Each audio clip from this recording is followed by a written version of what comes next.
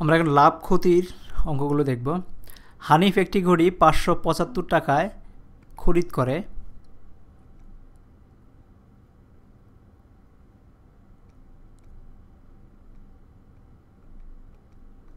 হানিফ একটি ঘড়ি 575 টাকায় খরিদ করে 600 টাকায় বিক্রি করে দিল, এতে তার কত লাভ বা ক্ষতি হলো?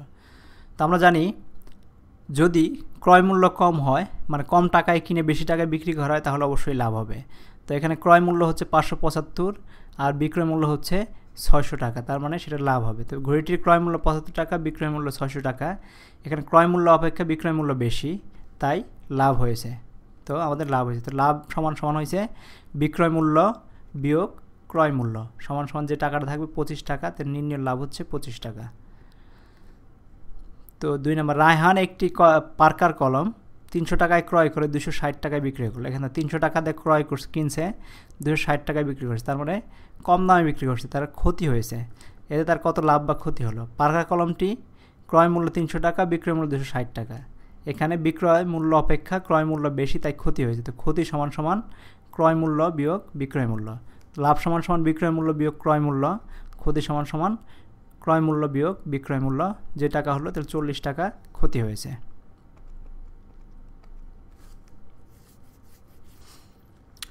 তো আরেকটা অঙ্ক যদি দেখি, প্রতি কেজি 7 টাকা দরে 4000 কেজি ধান খরিদ করে প্রতি কেজি 7 টাকা 15 পয়সা ধরে 2500 কেজি ধান এবং 6 টাকা 50 পয়সা ধরে 1500 কেজি ধান বিক্রয় করা হয়। এতে কত লাভ বা লোকসান হবে? এটা শতকরা কত নির্ণয় করো, শতকরাতে নিতে হবে।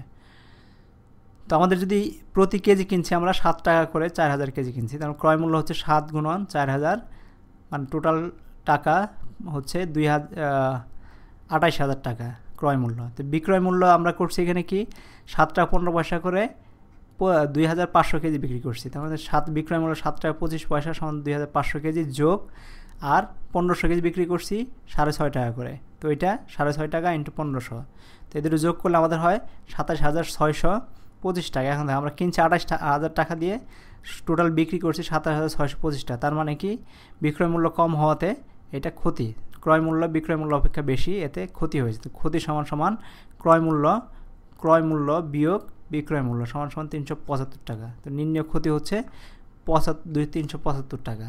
তো আমাদের এখন শতকরা হিসেবে নির্ণয় করতে হবে। তার মানে 228 টাকায় ক্ষতি হয় এত টাকা, 1 টাকায় কত, 100 টাকায় কত বের করলেই আমাদের ক্ষতির নির্ণয় করে ফেলতে পারবো। অথবা আরেকভাবে আমরা করতে পারি, এত টাকা এত এর, তার মানে 300, আমরা যেভাবে আমরা অঙ্কগুলো 375/8,0,0,0, এটাকে যদি আমরা শতকরায় নিয়ে আসি তাহলে কেমনে আসবে? উপরে নিচে 100 দিয়ে গুণন করতে হবে, সমান সমান হবে 375 গুণন 100, নিচে হচ্ছে 28,0,0,0, এই 00 কেটে যাবে ইন্টু 1/100, এই 00 কেটে যাবে। তারপরে এটাকে যদি আমরা কাটাকাটি করি সেটা আসবে 1/956%। তো এইভাবে বের করে নিয়ে আসতে পারো। এখন এখানে এই অঙ্কে আছে, রশিদ প্রতি কেজি লবণ 7 টাকা দরে খরিদ করে প্রতি কেজি 7.5 টাকা দরে বিক্রয় করে 30 টাকা লাভ করে। সে কী পরিমাণ লবণ খরিদ করছিল? সে 7 টাকা দরে কিছু লবণ কিনে 7.5 টাকার বিক্রি করে তোমাকে 30 টাকা লাভ করে। তো কত পরিমাণ কিনেছিল সেটা আমাকে বের করতে হবে।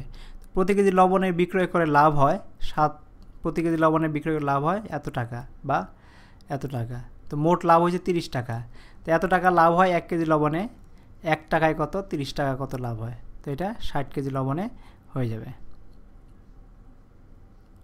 তো সে মোট 60 কেজি লবণ কিনেছিল।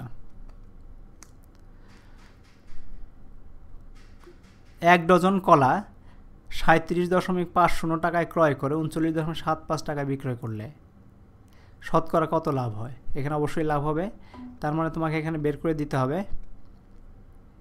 এখানে ক্রয় মূল্য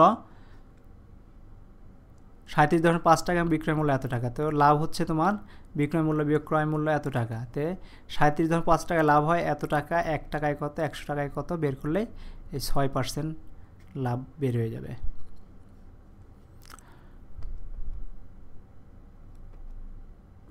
তো এইখানে 100 টাকায় 25টি করে কমলা ক্রয় করে 100 টাকায় 20টি করে কমলা বিক্রয় করলে শতকরা কত লাভ হবে?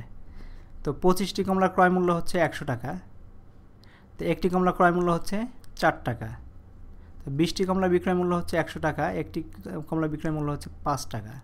তার মানে একটি কমলায় লাভ হয় 5, একটি কমলা বিক্রয় মূল্য বিয়োগ 4, তার মানে এত টাকা।